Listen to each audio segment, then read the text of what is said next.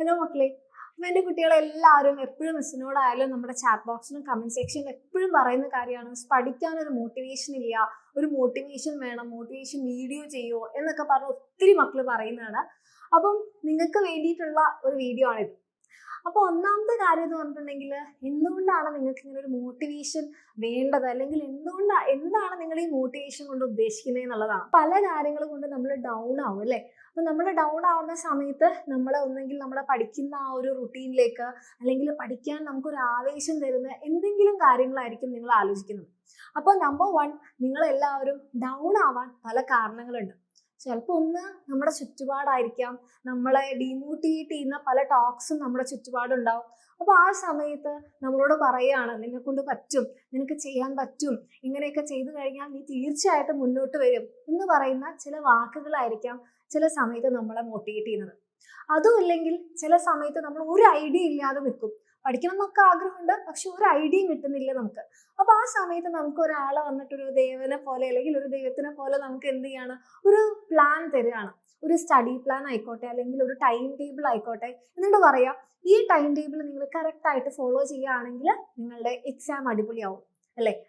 അതും അല്ലെങ്കിൽ ഇപ്പോൾ ഓണപരീക്ഷയൊക്കെ കഴിഞ്ഞ് നമ്മളിങ്ങനെ ഡൗൺ ആയിരിക്കുന്ന സമയത്ത് നമ്മളോട് പറയാം, ക്രിസ്മസ് എക്സാമിന് നീ ഇങ്ങനെ ചെയ്താൽ മതി, അല്ലെങ്കിൽ നീ ക്രിസ്മസ് എക്സാം തകർക്കും എന്നൊക്കെ ഉള്ള ചില ആൾക്കാരുടെ സപ്പോർട്ടായിരിക്കാം നിങ്ങൾ പല ആൾക്കാരും മോട്ടിവേഷൻ കൊണ്ട് ഉദ്ദേശിക്കുന്നത് അല്ലെ. അങ്ങനെയാണെങ്കിൽ എൻ്റെ മക്കൾ തീർച്ചയായിട്ടും കമന്റ് ചെയ്യുക, ഇത് നിങ്ങൾക്ക് വേണ്ടിയിട്ടുള്ള വീഡിയോ ആണ്. ഓക്കെ, അപ്പോൾ മിസ് ആകെ ഇതിനകത്ത് കുറച്ച് കുഞ്ഞു കുഞ്ഞു കാര്യങ്ങളാണ് പറയാൻ പോകുന്നത്. ഒന്നുകിൽ ഇത് നിങ്ങൾ ഇതുവരെ ചെയ്യാത്ത കാര്യങ്ങളായിരിക്കും, അല്ലെങ്കിൽ നമ്മൾ ചെയ്യാൻ തുടങ്ങിയിട്ട് നിർത്തിയ കാര്യങ്ങളായിരിക്കും. അതും അല്ലാന്നുണ്ടെങ്കിൽ നമ്മൾ വരുത്തിയ മിസ്റ്റേക്സ് ആയിരിക്കും. ഇതിൽ എന്തായാലും നിങ്ങൾക്ക് യൂസ്ഫുൾ ആയിട്ടുള്ള ഒത്തിരി കാര്യങ്ങളുണ്ടാവും. ഓക്കെ, അപ്പം നമ്പർ 1, നിങ്ങളെല്ലാവരും ഒരു പ്രോപ്പർ പ്ലാൻ ഉണ്ടാക്കുക എന്നുള്ളതാണ്. അപ്പോൾ നിങ്ങൾ പറയും, ഓ മിസ് ഇത് കുറേ കേട്ടതാണ്, ഞങ്ങൾ കുറേ ടൈം ടേബിൾ ഉണ്ടാക്കിയതാണ്, കുറേ സ്റ്റഡി പ്ലാൻ ഉണ്ടാക്കിയതാണ്, അല്ലെങ്കിൽ കുറേ മക്കൾ പറയാറുണ്ടോ മിസ് ഇത് ഞങ്ങൾക്കറിയാം, എത്ര കാലമായിട്ട് ഞങ്ങൾ ചോദിക്കുകയാണ് ഒരു സ്റ്റഡി പ്ലാൻ ഉണ്ടാക്കി തരുമോ എന്നുള്ളത് അല്ലേ. അപ്പോൾ മിസ്സിന് നിങ്ങളോട് പറയാനുള്ളത്, ഈ സ്റ്റഡി പ്ലാൻ എന്നുള്ളത് വേറൊരാൾ ഉണ്ടാക്കി തരേണ്ട സാധനമല്ല. ഫസ്റ്റ് ഓഫ് ഓൾ നിങ്ങൾക്കാണ് അറിയുക, നിങ്ങൾക്ക് എത്ര ചാപ്റ്റേഴ്സ് പഠിക്കാനുണ്ട്, എത്ര ചാപ്റ്റേഴ്സ് നിങ്ങൾക്ക് അറിയില്ല, എത്ര ചാപ്റ്റേഴ്സ് പകുതിയായി നിൽക്കുന്നുണ്ട്, നിന്റെ മക്കൾക്ക് ഓരോരുത്തർക്കും എത്ര സമയമാണ് അവൈലബിൾ ആയിട്ടുള്ളതെന്ന്. ചില ആൾക്കാർ സ്കൂളിൽ വിട്ട് 5 മണിക്ക് വീട്ടിലെത്തും, ചില ആൾക്കാർ 6 മണിക്കായിരിക്കും, ചില ആൾക്കാർ രാത്രി ഒത്തിരി നേരം ഇരുന്ന് പഠിക്കും, ചില മക്കളാണെങ്കിൽ രാവിലെ ഒത്തിരി നേരം ഇരുന്ന് പഠിക്കും. അപ്പം നിങ്ങളെ ഓരോരുത്തരെയും ഏറ്റവും ബെസ്റ്റ് ആയിട്ട് അറിയുന്നത് നിങ്ങൾക്കാണ്. അപ്പം നിങ്ങൾ അതിനനുസരിച്ച് എന്ത് ചെയ്യുക, ഒരു പ്ലാൻ ഉണ്ടാക്കുക. അപ്പോൾ പ്ലാൻ ഉണ്ടാക്കാന്ന് പറയുമ്പോൾ ഞാൻ രാവിലെ എത്ര മണിക്ക് എഴുന്നേക്കും, ഇത്ര മണിക്ക് ഭക്ഷണം കഴിക്കും, ഇത്ര മണിക്ക് പഠിക്കും, അങ്ങനെയല്ല നിങ്ങളുടെ പ്ലാൻ ഉണ്ടാവേണ്ടത്. അവിടെയാണ് നമ്മൾ ഫെയിൽ ആവുന്നത്. അത് തുടക്കത്തിൽ തന്നെ അന്ന് കുറച്ച് മഴയാണ്, ഉറങ്ങി, അപ്പം നമ്മുടെ പ്ലാൻ തുടക്കം തന്നെ ഫെയിലായി. അപ്പം അങ്ങനത്തെ പ്ലാൻ ഉണ്ടാക്കാൻ നിൽക്കാതെ എന്ത് ചെയ്യുക, ഒരു 1 വീക്കിന് വേണ്ടി പ്ലാൻ ചെയ്യാം. അപ്പം ഈ ആഴ്ച എനിക്ക് ഇത്ര സമയമുണ്ട്, ഞാൻ ഇത്ര ചാപ്റ്റേഴ്സ് പഠിക്കും, അല്ലെ ഈ ചാപ്റ്ററിന്റെ പകുതി ഞാൻ പഠിക്കും. അങ്ങനെ ഒരു പ്ലാൻ എൻ്റെ മക്കൾ ഉണ്ടാക്കി നോക്കുക. അപ്പം ഇന്ന് നിങ്ങൾ എന്ത് ചെയ്യുക, ഒരു 1 വീക്ക് പ്ലാൻ നിങ്ങൾ ഉണ്ടാക്കുക. എന്നിട്ട് നിങ്ങൾക്ക് അത് വർക്ക്ഔട്ട് ആവുന്നുണ്ടോ നോക്കുക. അപ്പൊ അതാണ് നമ്മൾ നമ്പർ 1 ആയിട്ട് ചെയ്യേണ്ടത്. ഇനി നമ്പർ 2, നിങ്ങൾ എല്ലാവരും പ്ലാൻ ചെയ്യും, പക്ഷേ അത് ഫസ്റ്റ് സ്റ്റെപ്പിൽ തന്നെ എപ്പോഴാണ് ഡ്രോപ്പ് ആവുന്നതെന്ന് ചോദിച്ചാൽ നമുക്ക് അതിന് വേണ്ടിയിട്ടുള്ള റിസോഴ്സ് ഇല്ലാത്തതുകൊണ്ടാണ്. അപ്പൊ എന്താണ് ഈ റിസോഴ്സ് എന്ന് ഉദ്ദേശിക്കുന്നത്? മക്കളെ, റിസോഴ്സ് എന്ന് പറഞ്ഞാൽ നിങ്ങൾ എല്ലാവരും പഠിക്കുകയാണ് അല്ലേ. അപ്പൊ നിങ്ങളുടെ റിസോഴ്സസ് എന്താ, നിങ്ങളുടെ ബുക്സ് ആണ്.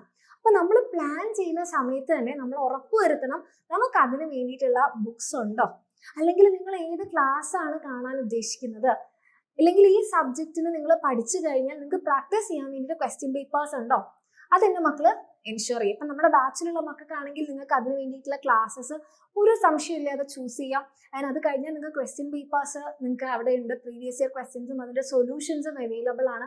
അങ്ങനെ ആ ബാച്ചിലുള്ള മക്കളുടെ കാര്യത്തിൽ നിങ്ങൾക്ക് ഒരു ടെൻഷൻ വേണ്ട, അതവിടെ സെറ്റാണ്. അപ്പോൾ മിസ് ബാച്ചിലില്ലാതെ ഞങ്ങൾ പഠിക്കണ്ടേ, അങ്ങനെയല്ല.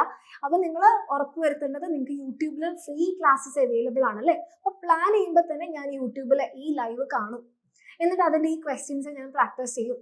അപ്പോൾ ക്വസ്റ്റ്യൻസ് പ്രാക്ടീസ് ചെയ്യാൻ മിസ് പ്രീവിയസ് ഇയർ ക്വസ്റ്റ്യൻസിന്റെ ബുക്ക് ഇല്ല, നിങ്ങൾക്ക് അങ്ങനത്തെ ഒരു ബുക്ക്, ഒത്തിരി ബുക്സ് മാർക്കറ്റിൽ അവൈലബിൾ ആണ്. ഈവൻ നമ്മുടെ എക്സാമിനറിന്റെ ബുക്ക് പോലും ഉണ്ട്. നിങ്ങൾക്ക് അത് വേണമെങ്കിൽ ഏതാണോ നിങ്ങളുടെ ചോയ്സ്, ഇത് തന്നെ വാങ്ങണമെന്ന് മിസ് പറയില്ല. നിങ്ങൾക്ക് ഏതാണോ ഏറ്റവും നന്നായിട്ട് തോന്നുന്നത് അത് വാങ്ങിക്കുക, അത് സെറ്റാക്കുക. ഓക്കെ, ഒരു പ്രോപ്പർ ആയിട്ടുള്ള റിസോഴ്സ് ഉണ്ടെങ്കിൽ തന്നെ നമ്മളുടെ ഫസ്റ്റ് സ്റ്റെപ്പ് അവിടെ ക്ലിയർ ആയി. അതല്ലാന്നുണ്ടെങ്കിൽ എന്താ പറ്റുക, പ്ലാൻ ഒക്കെ ചെയ്തു നെക്സ്റ്റ് ഡേ നമ്മൾ പഠിക്കാനും ഇരുന്നു, പക്ഷേ പഠിക്കാനിരിക്കുന്ന സമയത്ത് ഈ ബുക്കില്ല, ഈ ക്വസ്റ്റ്യൻ പേപ്പർ ഇല്ല, ആ നോട്ടില്ല, ഈ നോട്ടില്ല, അവിടെ തന്നെ തീർന്നു അല്ലേ. ഇനി മൂന്നാമത്തെ കാര്യം, നമ്മൾ എപ്പോഴും എന്താ ചെയ്യുക, തിയറി അല്ലെ, കോൺസെപ്റ്റ് എപ്പോഴും പഠിച്ചുകൊണ്ട് പോകും. അപ്പൊ നിങ്ങൾ വിചാരിക്കും അപ്പൊ കോൺസെപ്റ്റ് മനസ്സിലാവണ്ടേ? യെസ്, തീർച്ചയായിട്ടും വേണം. കോൺസെപ്റ്റ് നമ്മൾ ക്ലിയർ ആയിരിക്കണം. പക്ഷെ അത് മാത്രം പോരാ എന്നാണ് മിസ് പറഞ്ഞത്. അപ്പൊ നിങ്ങൾ എൻഷുർ ചെയ്യേണ്ട ഒരു കാര്യമാണ്, ഇപ്പൊ നിങ്ങൾക്ക് മിസ് നേരത്തെ പറഞ്ഞു നിങ്ങളുടെ കയ്യിൽ ക്വസ്റ്റ്യൻ പേപ്പേഴ്സിന്റെ ബുക്ക് സെറ്റോ അങ്ങനത്തെ ഒന്നും ഇല്ല എന്നാണെങ്കിൽ നമുക്ക് നമ്മുടെ നെറ്റിൽ തന്നെ ഒത്തിരി ക്വസ്റ്റ്യൻ പേപ്പേഴ്സ് ഡൗൺലോഡ് ചെയ്യാൻ കിട്ടും. ഓക്കെ, അപ്പൊ ആ ക്വസ്റ്റ്യൻ പേപ്പേഴ്സ് നിങ്ങൾ എന്ത് ചെയ്യുക, പ്രാക്ടീസ് ചെയ്യുക. കാരണം പ്രീവിയസ് ഇയർ ക്വസ്റ്റ്യൻസിന്റെ അതേ പാറ്റേണിലാണ് നിങ്ങൾക്ക് എന്ത് വരിക, എക്സാംസ് ഒക്കെ വരും. അപ്പൊ നിങ്ങൾ എന്ത് ചെയ്യണം, ക്വസ്റ്റ്യൻസ് പ്രാക്ടീസ് ചെയ്യണം. ഇനി നാലാമത്തെ കാര്യം എന്ന് പറഞ്ഞിട്ടുണ്ടെങ്കിൽ നിങ്ങൾ എല്ലാവരും എക്സാംസ് അറ്റൻഡ് ചെയ്യുക എന്നുള്ളതാണ്. കാരണം കുറേ മക്കൾക്ക് വരുന്ന ഒരു പ്രശ്നം എന്താന്ന് പറഞ്ഞാൽ, എക്സാമിന്റെ സമയമാകുമ്പോൾ ഈ പഠിച്ചതൊന്നും എങ്ങനെയാണ് എഴുതേണ്ടതെന്ന് അറിയില്ല. അപ്പോഴവിടെ നമ്മളുടെ പ്രശ്നം എന്താ, നമ്മൾ എക്സാം എഴുതി നമുക്ക് പരിചയം ഇല്ലാത്തത് കൊണ്ടാണ്. അപ്പം ബാച്ചിലുള്ള മക്കൾക്കാണെങ്കിൽ നിങ്ങൾക്ക് തന്നെ ഓൾറെഡി അറിയാം, നമുക്ക് ഓരോ ചാപ്റ്റർ കഴിയുന്ന സമയത്ത് നമുക്ക് ടെസ്റ്റുകളുണ്ട്. അപ്പം അതല്ലാത്ത കുട്ടികൾ ഞങ്ങൾ എന്താക്കും, മക്കളെ നിങ്ങൾക്ക് മിസ് നേരത്തെ പറഞ്ഞു ക്വസ്റ്റ്യൻ പേപ്പേഴ്സ് ഡൗൺലോഡ് ചെയ്യാൻ കിട്ടും അല്ലേ. ഇപ്പോൾ ഓണപരീക്ഷയുടെ ഉണ്ടാവും, ക്രിസ്മസ് പരീക്ഷയുടെ ഉണ്ടാവും, എല്ലാ പ്രീവിയസ് ഇയർ ക്വസ്റ്റ്യൻസും നമുക്ക് ഡൗൺലോഡ് ചെയ്യാൻ കിട്ടും, ഫ്രീ ആയിട്ട് കിട്ടും. അപ്പോൾ നിങ്ങൾ എന്ത് ചെയ്യും, ഒരു ക്വസ്റ്റ്യൻ പേപ്പർ ഡൗൺലോഡ് ചെയ്യാം, നമുക്ക് വേണമെങ്കിൽ അത് പ്രിന്റ് എടുക്കാം, അല്ലെങ്കിൽ ഫോണിൽ തന്നെ വെക്കാം. എന്നിട്ട് നിങ്ങൾ തന്നെ ഒരു ടൈം സെറ്റ് ചെയ്യുക, ഇത്ര സമയത്തിനുള്ളിൽ നിങ്ങൾ ആ ടെസ്റ്റ് എന്ത് ചെയ്യുക, എടുത്തു നോക്കുക. അപ്പോഴാണ് നമുക്ക് നമ്മളുടെ പല പ്രശ്നങ്ങളും മനസ്സിലാവാം. സോ എക്സാംസ് അറ്റൻഡ് ചെയ്യുക എന്നുള്ളത് നിങ്ങൾ കോൺസെപ്റ്റും തിയറിയും ഒക്കെ പഠിക്കുന്ന അത്ര തന്നെ ഇമ്പോർട്ടൻ്റ് ആണ്. കാരണം എന്താ, നിങ്ങൾ ഈ പരീക്ഷകളൊക്കെ എഴുതുന്നത് അല്ലെ, പഠിക്കുന്നത് എന്തിനാണ്, ഈ പരീക്ഷ എഴുതാൻ വേണ്ടിയിട്ടാണ്. അപ്പൊ എല്ലാം ചെയ്ത് അവസാനം കൊണ്ടേ കല ഉടയ്ക്കുക എന്ന് പറയുന്നത് പോലെയാണ് നിങ്ങൾ എക്സാം എഴുതാതിരിക്കുന്ന സമയം. അപ്പൊ എക്സാം എഴുതിയ ഒരു ശീലം വരുത്തുക. ഇനി അഞ്ചാമത്തെ കാര്യം എന്ന് പറയുന്നത് നിങ്ങളുടെ എക്സാംസ് അനലൈസ് ചെയ്യുക എന്നുള്ളതാണ്. എല്ലാവരും, എനിക്ക് തോന്നുന്നു 90% മക്കളും എക്സാംസ് അനലൈസ് ചെയ്യാറില്ല. അപ്പൊ എന്താണ് ഈ എക്സാം അനലൈസ് ചെയ്യാന്ന് പറഞ്ഞാൽ, മക്കളെ നിങ്ങൾ പല ആൾക്കാരും ശ്രദ്ധിച്ചിട്ടുണ്ടാവും, പക്ഷെ എല്ലാം നന്നായിട്ട് പഠിച്ചു പക്ഷെ എക്സാമിൽ മാർക്കില്ല. അതിനൊരു കാരണം എന്താണ്, നമ്മൾക്ക് ഒരു എക്സാം പേപ്പർ കാണുമ്പോൾ, ഒരു ക്വസ്റ്റ്യൻ കാണുമ്പോൾ എന്താണ് ആൻസർ എന്ന് നമുക്ക് മനസ്സിലാവില്ല. കാരണം ആ ക്വസ്റ്റ്യൻ വായിച്ച ശീലമില്ല, ഒരു എക്സാം എഴുതി ശീലമില്ല. രണ്ടാമത്തെ ഒരു കാറ്റഗറി ആണെങ്കിൽ എത്ര എഴുതണം, എങ്ങനെ എഴുതണം എന്ന് അറിയില്ല, ടൈം മാനേജ് ചെയ്യാൻ പറ്റുന്നില്ല. മൂന്നാമത്തെ ഒരു കാറ്റഗറിയിലുള്ള മക്കളാണെങ്കിൽ എക്സാം ഫിയർ ആണ്, ഒരു ക്വസ്റ്റ്യൻ പേപ്പർ കണ്ട അവർ എക്സാം അറ്റ്മോസ്ഫിയറിൽ ഇരിക്കുന്ന സമയത്ത് ടെൻഷനായിട്ട് ഫുൾ ബ്ലാങ്ക് ഔട്ട് ആയി പോകും അല്ലേ. ഈ ഒരു അവസ്ഥ നിങ്ങളും ഫേസ് ചെയ്തിട്ടുണ്ടാവില്ലേ. അപ്പൊ അത് നമ്മൾ എന്ത് ചെയ്യണം, ഓരോ എക്സാം കഴിഞ്ഞാലും നമ്മൾ അനലൈസ് ചെയ്യണം. എനിക്ക് പഠിക്കാത്തത് കൊണ്ടാണോ മാർക്ക് പോയത്, അതോ പഠിച്ചത് എനിക്ക് എഴുതി ശീലം ഇല്ലാത്തത് കൊണ്ടാണോ, അതോ എക്സാം പേപ്പർ കാണുമ്പോൾ എനിക്ക് ഉള്ളിലുണ്ടാവുന്ന പേടിയാണോ, അതോ ക്വസ്റ്റ്യൻ വായിച്ചിട്ട് എനിക്ക് മനസ്സിലാവാത്തതാണോ, അങ്ങനെ എന്താണ് നമ്മുടെ പ്രശ്നം എന്ന് ഐഡന്റിഫൈ ചെയ്യുക, അതിനൊരു സൊല്യൂഷൻ കണ്ടെത്തി മുന്നോട്ട് പോകാം. ഓക്കെ, ഇനി ലാസ്റ്റത്തെ ഒരു ടിപ്പ് എന്ന് പറഞ്ഞിട്ടുണ്ടെങ്കിൽ, ഒരിക്കലും എൻ്റെ കുട്ടികൾ എന്ത് ചെയ്യാതിരിക്കുക, ഗിവ് അപ്പ് ചെയ്യാതിരിക്കുക. നിങ്ങൾ എന്തൊക്കെ സ്റ്റാർട്ട് ചെയ്തിട്ടുണ്ടാവും, ചിലപ്പോൾ ചില മക്കൾക്ക് അത് സ്റ്റാർട്ട് ചെയ്യുന്ന അതേ ഫേസിൽ അതിൻ്റെ റിസൾട്ട് കിട്ടണമെന്നില്ല.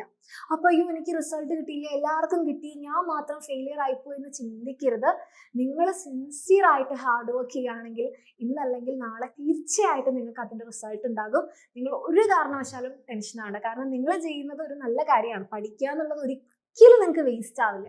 അപ്പോൾ ഒരു തരത്തിൽ അല്ലെങ്കിൽ മറ്റൊരു തരത്തിൽ ഇന്നല്ലെങ്കിൽ നാളെ തീർച്ചയായിട്ടും നിങ്ങൾക്ക് അതിന്റെ റിസൾട്ട് ഉണ്ടാകും. ഒരിക്കലും അത് ഉണ്ടാവാതെ പോയിട്ടില്ല. ഓക്കെ, അപ്പൊ തുടങ്ങി വെച്ച കാര്യം നിങ്ങളത് കംപ്ലീറ്റ് ചെയ്യാം. റെഡി? ഇത്രയും കാര്യങ്ങൾ എൻ്റെ മക്കളൊന്ന് ശ്രദ്ധിച്ചാൽ ഒരു പ്രോപ്പർ പ്ലാൻ ഉണ്ടാക്കുക. രണ്ടാമതായിട്ട് റിസോഴ്സസ് ഉണ്ടെന്ന് എൻഷുർ ചെയ്യുക. മൂന്നാമതായിട്ട് ക്വസ്റ്റ്യൻസ് പ്രാക്ടീസ് ചെയ്യുക. നാലാമതായിട്ട് എക്സാംസ് അറ്റൻഡ് ചെയ്യുക. അഞ്ചാമതായിട്ട് എക്സാംസ് അനലൈസ് ചെയ്യുക. ആൻഡ് ആറാമതായിട്ട് നെവർ ഗിവ് അപ്പ്. നിങ്ങൾ ഒരിക്കലും നിങ്ങളുടെ ട്രൈ എന്ത് ചെയ്യാതിരിക്കുക, വിട്ടുകൊടുക്കാതിരിക്കുക. Keep on trying. എന്തായാലും നിങ്ങൾക്ക് റിസൾട്ട് ഉണ്ടാകും. ആൻഡ് റിസൾട്ട് ഉണ്ടാവുന്ന സമയത്ത് അത് നമ്മൾ തിരിഞ്ഞു നോക്കുമ്പോഴാണ് ഞാൻ ചെയ്തതൊക്കെ വർത്തായി, എനിക്ക് ഗുണം ഉണ്ടായി നിങ്ങൾക്ക് മനസ്സിലാവാം. അത് നമ്മൾ ഗിവ് അപ്പ് ചെയ്ത് കഴിഞ്ഞാൽ റിസൾട്ടും ഉണ്ടാവില്ല, നമുക്ക് ആ ഒരു കാര്യം മനസ്സിലാവില്ല. ഓക്കെ, അപ്പോൾ ഇതെൻ്റെ കുട്ടികൾ എല്ലാവരും തീർച്ചയായിട്ടും ട്രൈ ചെയ്യുക. ക്രിസ്മസ് എക്സാമിന് നിങ്ങൾക്ക് എന്തായിട്ടും ഈ ഒരു കാര്യങ്ങൾ നിങ്ങൾ ട്രൈ ചെയ്തിട്ടുണ്ടെങ്കിൽ ആ മാറ്റം തീർച്ചയായിട്ടും നിങ്ങൾക്ക് മനസ്സിലാകും. ഓക്കെ, അപ്പോൾ ഓൾ ദി വെരി ബെസ്റ്റ്. അടിപൊളിയായിട്ട് മുന്നോട്ട് പോവുക. നിങ്ങളുടെ ഓരോ ശ്രമവും തീർച്ചയായിട്ടും റിസൾട്ടിലെത്തിക്കും. All the best.